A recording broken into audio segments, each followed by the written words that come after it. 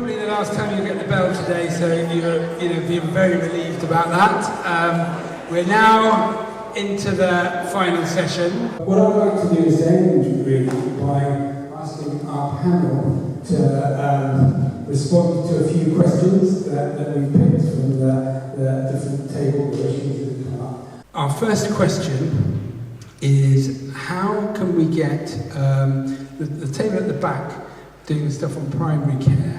We're doing some really great work on how we can get a new model for primary care, really thinking about a different way of organising things and a different way of looking at social medicine. And we're not going to kind of go into all the detail of that, but really to make that work, how do we get a kind of full-scale model and change within the NHS for that? And we know that at the heart of that there's going to be some big kind of culture change. And I would like to actually start by asking Glenys what she thinks about this. People may know Glenys used to actually be a health minister in the Department of Health in Gordon Brown's government, so what's your kind of first take on that, Glenys? Well, I may make a political point, if I may, that the incoming Secretary of State for Health has made, he's made a commitment to the increasing the number of GPs, and that's about primary care and prevention. What I hope will flow from that is that, and the discussion, I did sit in on some of the discussion that was taking place on the group who were discussing primary care. And I thought they made some very, I look forward to seeing the products of their discussions. But what I hope will flow from that is a recalibration of the role of primary care in our neighbourhoods, because that's actually what is required to make this work. And that means that GPs have got to work in a much more coherent way in their neighbourhoods. I love my GP to bits, but we know from the founding of the NHS that GPs are self-employed. More and more of them are employed by the NHS. We have to make that an attractive option, it seems to me, because that actually is probably quite a useful way forward. And one of the points that I picked up from the primary and community care table was the need to change the relationship with the BMA, and actually, you know what, that is exactly right. So there's some big issues there. However, coming from Bradford, one of my very favourite social enterprises is Bevan Care. And that was started by our local GP in Shipley. And it was started by them, and they provide, I don't know if they still are doing it, but they were certainly providing health care, doctor care for people on the streets.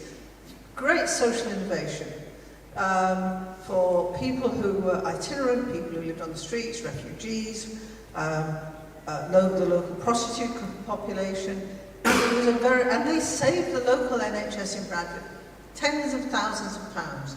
And I've always wondered, and maybe Darren might have the answer to this, why that hasn't been replicated more, because it's such an important innovation. So I think there's all sorts of, I think there's hope here. Sorry, that's a bit windy, that answer. No, that's great, Glenys. Who else from the panel? You don't have to respond to all the questions if you don't want to, but who else would like to come back on that one around how do we get the change going? Jo. Thank you. Yes, this is a hot topic for us in Sheffield. We know that primary care is often described as on its knees, and I think the incoming minister has described the NHS as broken as a policy. So if not now, I don't really know when. In Sheffield, we have seen primary care networks engage really well with many of our community and voluntary sector organisations within their neighbourhoods. Unfortunately, recent changes to primary care networks have massively disrupted those relationships in some areas, and I'll probably get my knuckles rapped by somebody when I get back to town. But this is, I suppose, when we're thinking about how we want primary care to work and how we want the NHS to work, there is a bit of, I would ask my NHS colleagues, and I regularly do, and I need to offer the same, I would ask that we listen to understand our respective organisations, cultures and priorities. I think probably sometimes local authorities and NHS organisations can operate with a degree of accidental arrogance because we haven't really listened to understand. So that would be my suggestion, is that it's some really deep listening that's needed in order to understand what really matters to communities, and it's not a blueprint that can just be rolled out. Thank you. Cheryl. I would like to see GPs, and I think I read it, that GPs were again to become family doctors rather than owners of a practice, and to become less transactional and to be ticking boxes. I am a co-operator, and John Ruskin said, when you employ a pair of hands, you get the brain for free. Doctors train for a very long time to grow that brain in terms of being a GP. What they're not allowed to do, because self-employed or employed by the NHS, they are constrained by boxes that need to be ticked. What they're not doing is having relationships with their patients, so lots of diagnoses are taking a long time to happen, because the relationship between the patient and the GP and the ability to understand when that person is looking well, not well, better, not so good, has been lost.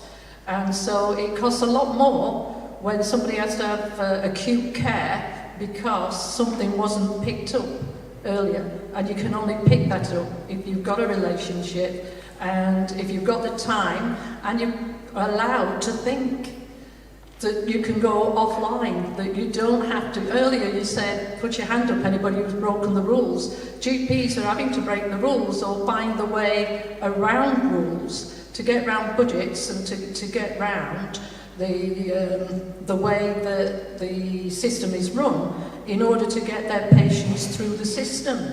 Or they give up altogether and decide it's not for them anymore, and we lose the good ones because they just can't bear the frustration of trying to work like that anymore. Thank you. Edna? Thanks.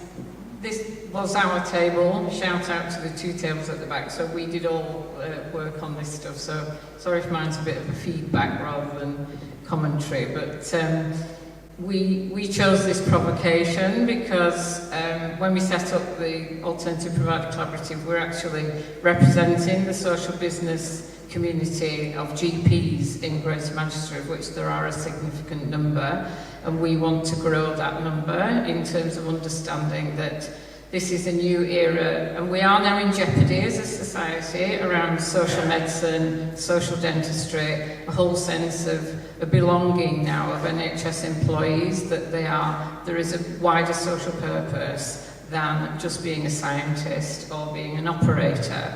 And so this is a big, heavy lift, and we are in danger where we're seeing bottlenecks and difficulties in our systems of actually going now to the private sector for solutions. So it's a moment, and it's a great moment now that we have got a new government, and there is going to be some energy around encouraging the system to settle. Primary care in England and generally in the UK is as important to us as schools. It is the only comprehensive free at the point of entry service for the whole population.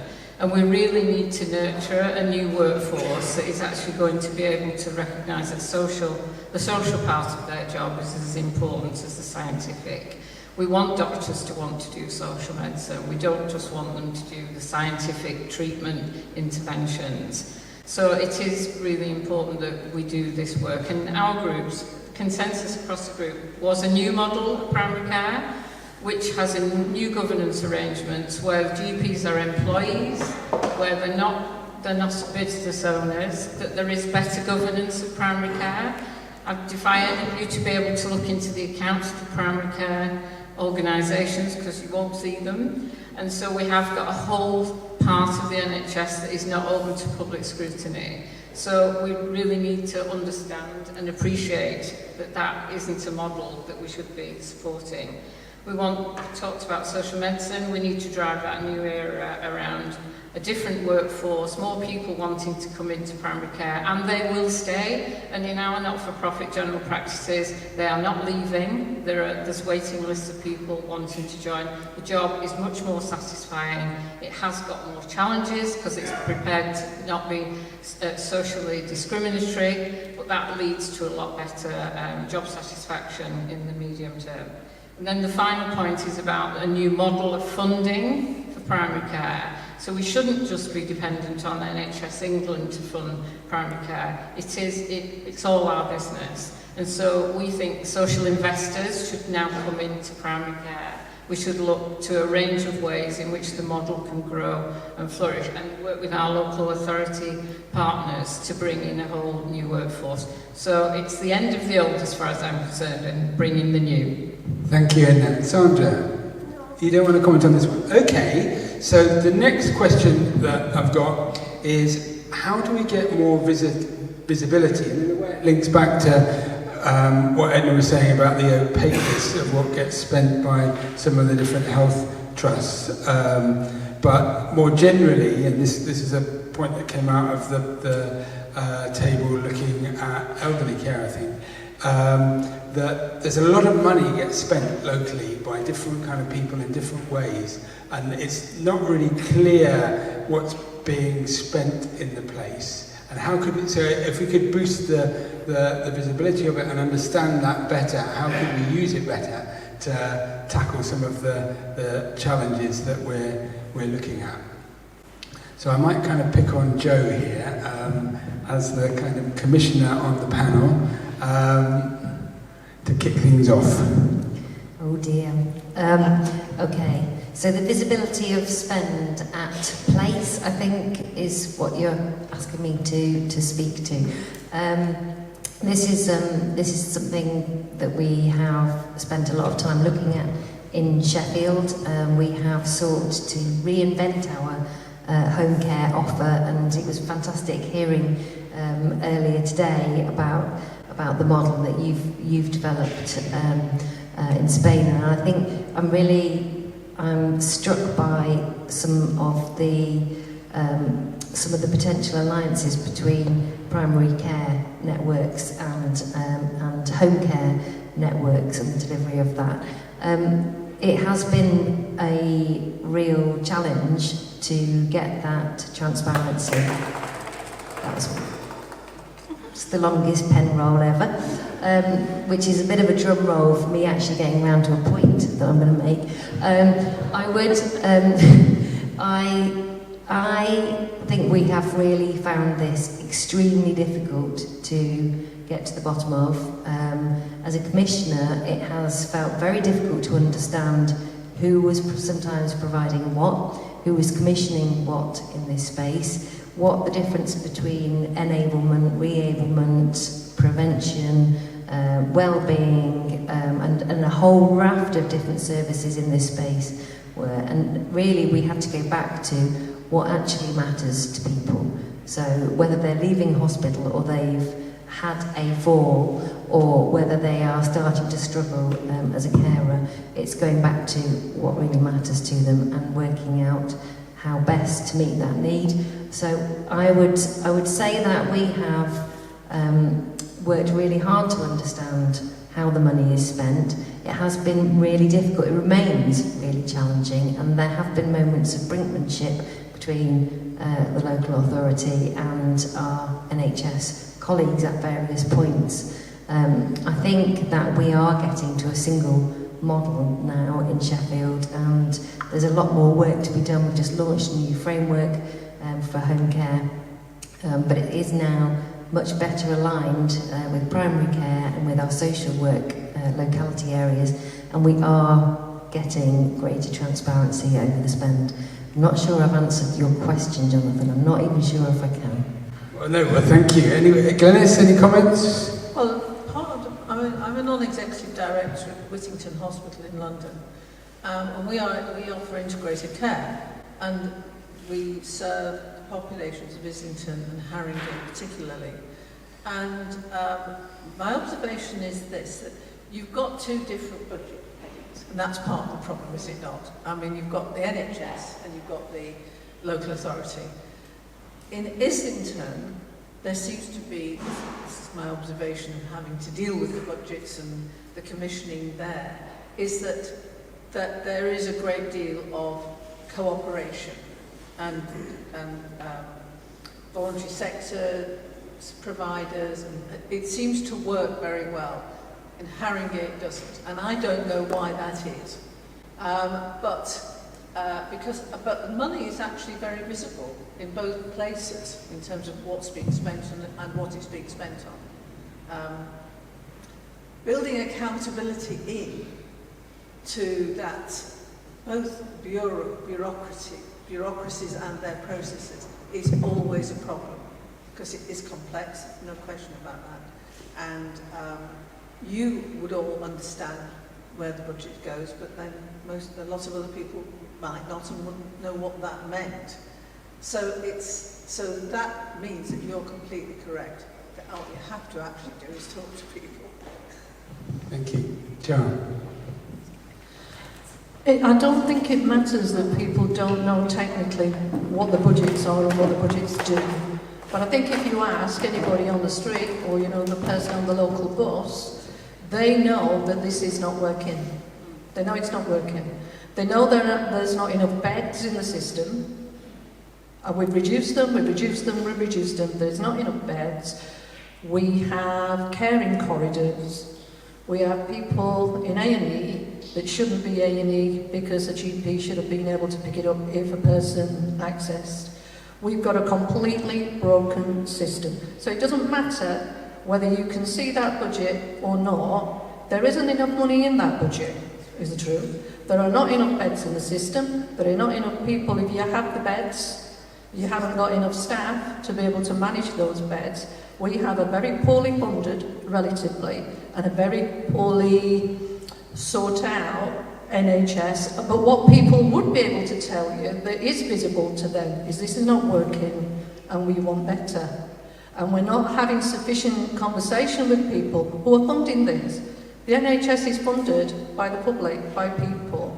So we don't need to talk in a very technocratic language to them, but we can have very simple conversations about expectations for the money that they pay and the service that they expect.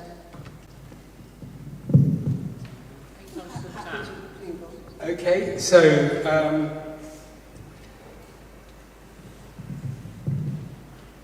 thinking about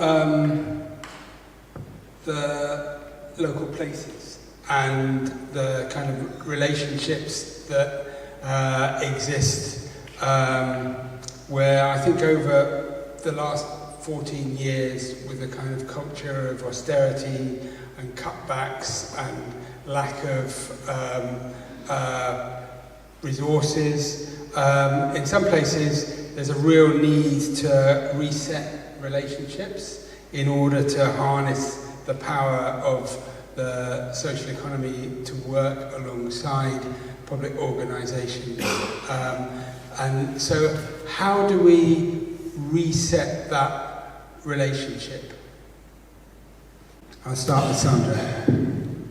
So I'm very comfortable with this one. So first of all, the VCSE sector is the source of the system intelligence. So they are closest to the populations we're trying to serve, and we need to be listening and placing the voluntary community, faith-based social enterprise sector as the knowledge experts, not beneficiaries, not only bidders, but absolutely the source of system intelligence. So we need to distinguish market purchasing from system stewardship. We need to not continue to use the same processes to buy goods as we use to buy complex human services. We have a very different approach. Collaboration over competition. How do we get more collaboration? I think the largest constraint that we know we all have is the money. We don't have enough money to do what we want to do. So let's not bid on price in the social sector. Let's tell the market how much money we've got. let's award on cross-sector collaboration, let's have 100% of the award criteria going on the quality that provider can bring, on the track record, on the values alignment, and start looking at ways of partnering with the VCSE sector to deliver and verify that these social outcomes are happening. So if I could have a whiteboard, which I always like to have a whiteboard handy, but bear with me and try to visualize placing the VCSE sector as partners alongside of the public authorities in a public purpose-driven approach, and not only as bidders. And I really don't want to have another conversation about how VCSEs just need to get better at bidding, when they are in fact the holders of the knowledge that we need to drive ourselves forward. Thank you, very eloquent. Edna.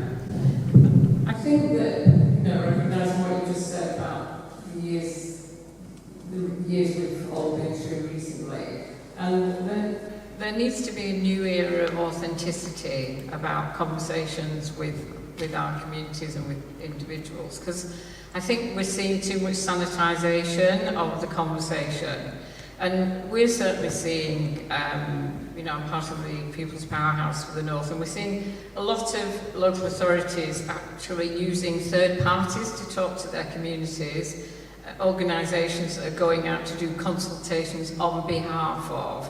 And there is almost a fear of having ordinary conversations with ordinary people, because quite rightly, many of the system leaders and the leadership and the organisations are feeling that they've let the communities down. And they have. And it's okay to say that, though, because people don't want to be patronised. They don't want to be given a glossy version of their life when their life looks and feels completely different. And we're in danger of that. What's happened in politics, where people have lost interest in politicians because of the spin, that's now happening in public services and people who are representing institutions. So for me, it's an era where we just need to have some authenticity and integrity about the words and the language that we're using, and not be fearful of people who may be struggling and in pain, because they're struggling and they're in pain, and that's their reality. So let's just be a little bit more working really hard to connect. And my good friend Sheila was saying about that the third sector are often the organisations that are safe places for people. They don't feel judged. They don't feel that they're being forced into work, and when they're very poorly, they don't feel that they're being judged because their kids are too fat or whatever it is. So actually, the sectors where the social businesses are thriving and flourishing are because they are grounded and they are genuinely connected. So let's keep doing that. Let's stay grounded. Thank you. Cheryl. That's a ditto there. And I think what we need to do is reconnect the public to public services, because, we use this interchangeable language, but if what we're talking about is public services, they are services that are paid for by the public work in those services, and the public receive those services, and there is a disconnect between us all. And some of the people that are working in those services are treated appallingly, and some of the people who use those services are treated appallingly. And it's mostly about budgets and what we value in society and what we're prepared to value and pay for. And really, I was accused of, quite rightly, of wanting to burn in the whole thing down. I think we made a mistake. We made a mistake in 1945 when we wanted to get rid of the 5 evils, and we didn't look at what people had already started putting in place for themselves.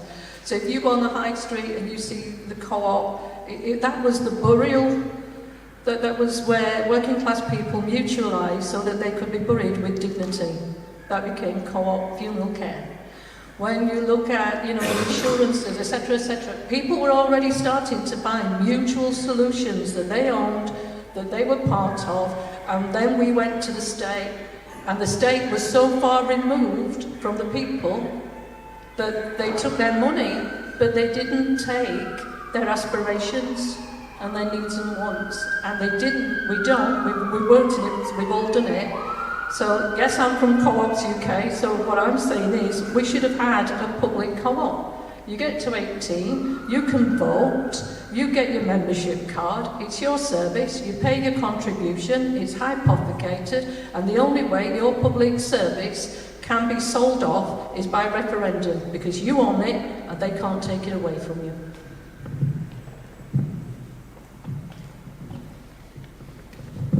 I'm a radical traditionalist. Thank you.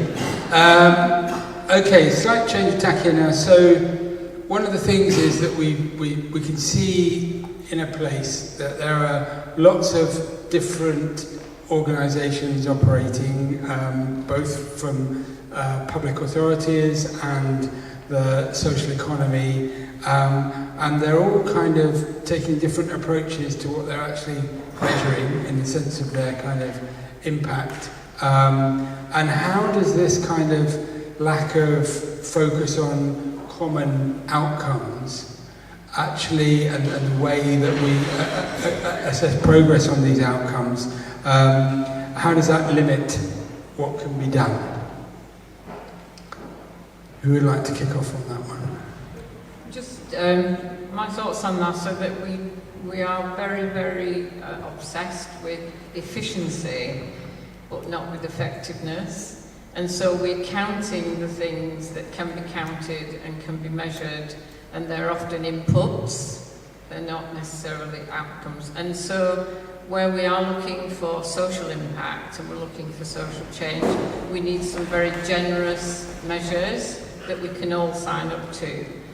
And I think that we are just commercialising our behaviours more and more, and that's sanitising the actual reality of what we're trying to do. So we're measuring things that aren't important, and we're just not measuring things that are. Thank you. Who else would like to come back on that? Yeah, I think if we listen to people and act on what they tell us, it's a very good, simple principle. But if you understand community need and then look for ways to translate that into value, how value is defined, you're not going to go far wrong. It doesn't have to be standardized. It doesn't have to be a standardized, certainly doesn't have to be a monetized outcome. I think the jury is out now that you cannot monetize a lot of priceless things. And that's really a smoke and mirrors approach. So listen to what people want. Certainly in my work across Canada, the three things I heard over and over from people in poverty facing barriers to employment was lack of self-esteem, lack of childcare, and lack of transportation. And we use those three things to underpin a lot of the thinking that changes how value is defined. 10 o'clock start times, a month's notice of your work schedule, overcoming transportation problems with workforce transportation, very common in Mexico. We have now adopted it in Canada. So if you listen to what people want, it's not actually that different. The fundamentals were no different from Canada than they were in Greater Manchester when I came back here to do my research. So after that you've got the fundamentals right and you've listened to people, then you can adapt and have a nuanced approach. What's going to be matters most in Oldham is probably going to be different to regions of Stockport. So even within Greater Manchester, we're going to see differences. But we now have the computing technological platforms available to speed up an awful lot of communication between what's happening where, what's working where, and I envision a sort of digital social brokerage platform that tells us the problems, the life expectancy in these different neighbourhoods, but also what interventions are working, traffic light approach to it, red, amber, green. This is really working, this is not working, let's stop doing that and start doing more of the other. So visibility of what people are trying, I think is coming more so than we've ever had the opportunity to be able to map it and see our region a lot more clearly than we've had before. Thank you. I think we have to take on board as well that when we look at the demographics, the silent generation is leaving us. The baby boomers and the people, you know, coming up after the baby boomers are just not going to put up with this. They're just not of a mindset where they're going to put up with the kind of rubbish that has been done so far. And you can see that in public reactions to politicians, to services. It's just not going to work. So we need to, you know, we've got fragmentation now. So we've got the IT capabilities to kind of pull that together in a joined-up approach. But we have a system that insists that people compete rather than cooperate. So that it's an awful lot of cultural changes that is coming on board. So it's not just the lack of resources, it's a totally different culture that is required, because we're locked in this institution, it's not working for us, and the people who we want to deliver services for are not happy with what they're being given. So it's time to rethink. I think I'd like to just tell you about the sickle cell services in the hospital that I'm a non-executive director of, because I'd like to actually sort of say that some things do work, and there are lessons that we can learn, and the impact of the way that that's been handled is absolutely vital to the community that we serve in that bit of London where there are big problems about sickle cell disease. And the reason that the impact of the way the services are delivered within the hospital, the way the services are delivered within the community, and how that's come about is because the voluntary organisation, the Sickle Cell Association, worked with parliamentarians like myself to produce a report which involved the experts, including the ones that we employed at Whittington, about what was needed. It involved a lot of the sickle cell patients that we serve from around the country. And the result of that is, for example, in the Whittington, we now have 8 or 9 beds which are designated for sickle cell patients. We know that they don't want to come in and stay in the emergency room when they're in great pain. We have a 20-minute, they have to be given pain relief within 15 to 20 minutes. It has set the standards, and it's done that because we talked to the patients and their families about what was needed, right from the senior levels of Parliament and right down to how that's delivered, not just in the Whittington, but in other hospitals who are serving that population. And it's also been working with those communities in their communities. And it's also involved a lot of investment in science and campaigning for that, all working together to campaign for that. And indeed, we know that medical progress on research for sickle cell is now taking place. And I just think that's quite important, because it tells you that you've got to listen, but you've actually got to involve things at every level, from top to bottom. And it's possible to do it.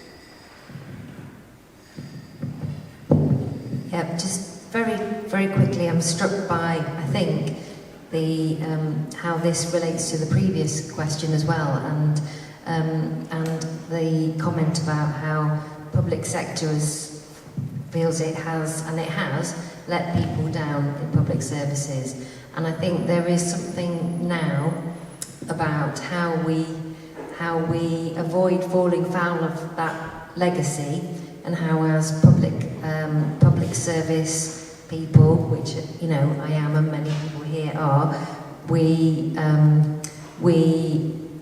allow ourselves to drop the language, and it might be actually quite hard to do this, but the language that we've become acquainted with, that's there to protect us, that obfuscates, that smoke and mirrors, that gets in the way of real, authentic conversations. And I think there is something about some of the learning from the pandemic, when actually we had to drop all of that nonsense, and we did it almost overnight. We found something that we thought we'd probably lost, didn't know we'd lost maybe. And certainly some of our best work with the voluntary community sector, after probably 15 years of wearing away and eroding trust, was that improvement and that shift was because a small number of our colleagues from the council just went and bought witness, and you know, when I talked to them later, they said it was brutal and it was painful, but it absolutely was necessary in order to understand how we could move forward differently. So I think we're going to have to be brave in public services, and I think my ask would be that people are brave back and tell us what we need to hear. And you know, if we wince a little bit, it's because we care. But call us out. That's great. Well, I'm going to finish the panel now with a round of kind of quite specific questions to each of our panelists that kind of relate to where you're from or what you do or a bit about your kind of role. And it's that kind of sort of one thing question in your role. So as you've got the mic, Joe, I'm going to start with you. But yeah, as somebody who works for a local authority, from what you've heard today, not just in your group, but more generally from some of the conversations, what's the one thing that you might take away and do to help move some of this forward? Yeah, that's a really good question, which is what my kids say, I say when I'm trying to think how to answer. So, the thing that I want to take away is actually, and I've had a quick chat with colleagues from Sheffield about this already, is that actually, you know, we've dared to dream in this space today and on previous occasions, and to get really, really excited and enthused. So I want to take that excitement and that enthusiasm, and I want us to think about how we apply that, not in quite specific ways. So on the train back, we won't just have a gin and tonic. We'll think of maybe 2 or 3 areas where as commissioners we really, really want to shift the dial and dare to be different. I think if we try and take it to everything all at once, we'll struggle and we won't get buy-in. So I think that's, for me, it's that keeping that enthusiasm, let's apply it somewhere we can see a difference and to start shifting the dial. That's great. I should come to Sheffield and see how that's going quite soon. So now, Glenys, in your kind of context, you're a member of the House of Lords, you're a Labour and Co-operative member. We've got a brand new government. What's the one thing in terms of our engaging with the government to move this forward that you think we should be trying to do? Well, I mean, as a politician, as you will know, John, I have regarded my role as a politician who supports cooperatives and social enterprises as being to hear what colleagues who are actually the practitioners and the people who run these organisations and businesses and enterprises have to say, and see what we need to do in terms of policy, politics, and sometimes legislation. And that's what I've been doing since, I don't know, 1996 or something, 98, I went into the House of Lords. And what's wonderful now, reflecting on what you just said actually, is that actually, I think we might be able to shift the dial. We might be able to make some really very serious progress. And so what's been really great from my personal point of view today is to listen in on about 6 or 7 of the tables, what you were talking about you wanted to do in your particular area. Very imaginative. I compliment all of you. You really worked very hard today. But actually, the notes I've made are about what I need to think about on the train. I'm not sure I'm drinking gin. Maybe I should come to Sheffield. It will be, what do I need to say? For example, on Monday I will be speaking in the King's Speech debate on the economy, and I will be talking about your work. I will be talking about how do we shift the dial, what's the impact, what do we need to do, what's the reset we need on the procurement agenda, and those sorts of questions. And this time, a government minister might actually listen to me and do something. Cheryl, now I've got a question for you. I started my career in the kind of worker cooperative sector.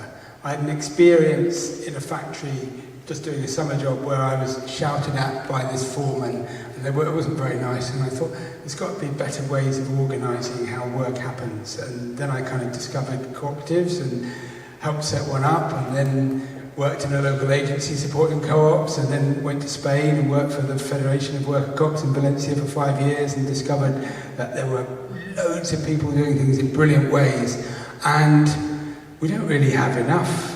We've got some big retail co-ops. What can we do to get more cooperatives that can do more stuff to help with all the things that we're trying to look at today, Cheryl? Well, I think one of the things we need is legislation, because when people think about setting up a cooperative, it looks so difficult. The rules of the legal personality of a co-op. That is something that I know you've worked on for a long, long time, and we really need that to shift. That's another dial that needs to shift. I also think that how we think philosophically about co-ops is there are cooperators. That's people. And so there's cooperators, there's cooperation, which is what people do, and there's cooperatives, which are businesses. But you've got to make that journey. And in that business are cooperators cooperating, but outside of those businesses are cooperatives cooperating. So how do we spread cooperation? Because we're talking about, with the new government, doubling the size of the cooperative economy, but we can't double the size of the cooperative economy if we don't double the size of what does cooperating mean, and how do we cooperate with each other. And it doesn't necessarily have to be one business. A lot of the things that have been discussed today is how agencies and organisations can work better together. So you can have, the farmers have done it for a long, long time, that, farmers have farmers cooperatives where each farm is not a co-op, but they come together to better meet their needs. So we can think outside of the box in terms of what cooperatives are. What I can do is, and I'm working on now as Chair of Co-ops UK, is to make sure that there is a social cooperative framework in the UK where people can come, because I'm also from Sheffield. I spent 20 years working for Sheffield City Council, 11 of those in a government programme, and then I span out back into the co-op world, and when I was a community development worker I was developing co-ops, and I'm part of Sheffield Cooperative Development Group now. We need to go back to cooperative community development, because the people who most need cooperatives and need autonomy, like yourself, in your history, a lot of those people wouldn't be business ready. So we kind of take the middle class and people who are used to the ideas of businesses. There's a stage that needs to happen before in terms of cooperation and inclusion and engagement, so that multi-stakeholder cooperatives involve everybody, and everybody has ownership and agency. Great, thank you. Now, Edna, you have many hats. You're chair as well of the Big Life Group. Faye Selvin couldn't come today, but she's the chief exec of the Big Life Group. She was one of the founding members of E3M, and I've known Faye and Big Life for a long time. But as I say, you wear many hats at Edna, and you're hugely respected across the whole of the north of England through your kind of work in the Northern Powerhouse and what you're doing here. And people like Wes Streeting listen to you because you've got so much experience. So, from your position, how do we get some traction with the people that really count? We had the mayor here this morning. What's he going to do tomorrow? What can we do to really influence things and draw on all of the experiences that's in the room and in all the networks that you're involved in? Oh gosh, what a big question. I think the right time is always now. So I've never been the person that thinks, well, we'll have a plan for next year and the year after. I mean, that's a strategy as far as I'm concerned. But the right time for action is always now. I've never been more anxious about the public sector and public services than I am now. That might be an old lady syndrome, but it's also a sense that things are very fragile, and we see workforces with people who are very tired and all kinds of negativity. So we need to be really even bolder on people's behalf, because I don't think this is time for a long intellectual debate. It is time for action. I mean, totally hats off to Scott's presentation and Chris about the idea that we're taking the private sector head on in children's services with new offers and new approaches. So let's take some of the systems that are really broken and look for new provider responses, because this is the time now. So absolutely take the principle of cooperation with each other, that we can be, we've set up our collaborative literally to collaborate with people. We're already showing that some of our providers are providing support to other providers to help them grow and flourish. So this is a time of humility, but it's also a time of bravery. So I don't think we should be too carried away with the political rhetoric. I'm still Emperor's New Clothes around the politics of today, because what we believe in this room, I think, is more granular and more substantial than a lot that's on offer politically. So let's remain relatively sceptical, but at the same time, keep our energy levels up. Just be really good to each other. Take out loads of networking connections from today. I've loved today, Jonathan, thank you very, very much. But let's be realistic that it takes all of us to make the change. It's not going to be down to individuals. Thank you. And lastly, Sandra, we heard a bit about your prices procurement. And people may not know, but Sandra is also championing a better way of doing social value, because we know that there's lots of problems around that, and making some very good progress on that. But, so what would be your one thing, Sandra? One thing is to take away from today is the importance of bringing diverse groups together and listening to different worldviews. I think who's not in the room is always a question that I ask that should be here. So we all bring a tremendous amount of knowledge. There is different worldviews, but right now we have incredible political support. I think almost anything that you can imagine that you want to do, you can probably do it. So the old way of thinking that, I'm being held back by my organisation, I'm being held back by my processes or by rules, regulations, throw that part off, it's gone. So almost anything I have wanted to do with any client since I started doing this work in 2003, I've been able to do. But there was a myth inside the organisation that it wasn't possible. So be bold, be ambitious, and let's have an economy in service of society instead of a society in service of the economy. Fantastic, thank you. So we're going to draw things to a close now. So first of all, big round of applause for the panel.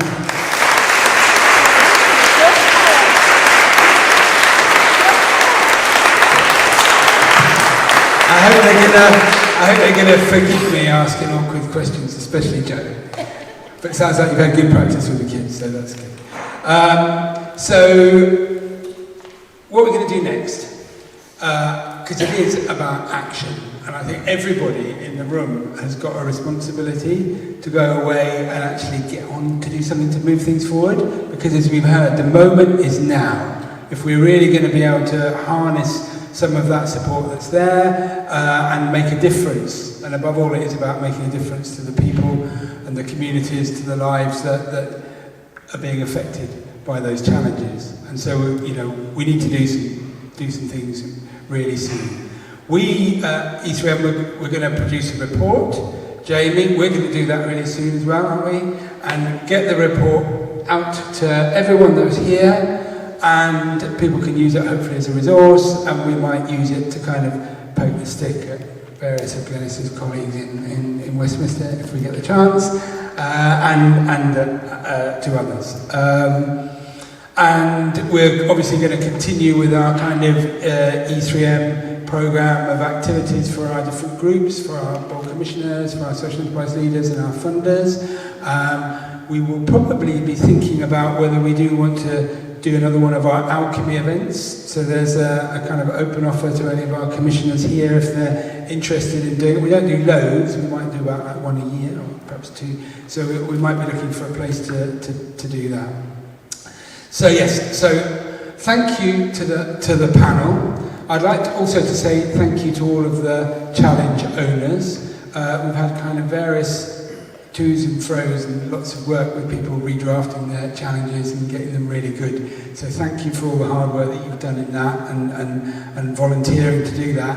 And to our challenge supporters for taking such excellent notes, hopefully, and being here to support the challenge owners. To our speakers, and particularly the vignettes, and Geordie, thank you so much. I know you've got a late night flight, you've got to get back for a really important meeting tomorrow. So I'm really, really grateful that you were able to come and share what you're doing, and thank you too to Gary and to Julian and to Scott for their vignettes that kept things moving and gave us some stimulation. We wouldn't have been able to do this event, and particularly without Stone King, who's one of our kind of core E3M partners, and Stone King have been brilliant in really embracing this, and it's fantastic. I think it's great that they've got an office here in Manchester now, because we're going to be doing more stuff here. And for those of you who are based in Manchester and need any kind of legal stuff, there's people here that can help you. So, and the right kind of people. And thank you too to Better Society, Capital, and to Lloyds Bank Foundation, who have also put resource into helping us to be here. And for the team, Tej had to whiz off, but huge thank you to Claire and to Jamie, and to the Stone King marketing team. I can see Shelley up the back, give us a wave. And Kathleen had to go, but Kathleen as well. So all I want to do now really is to wish you a safe journey home and to keep in contact.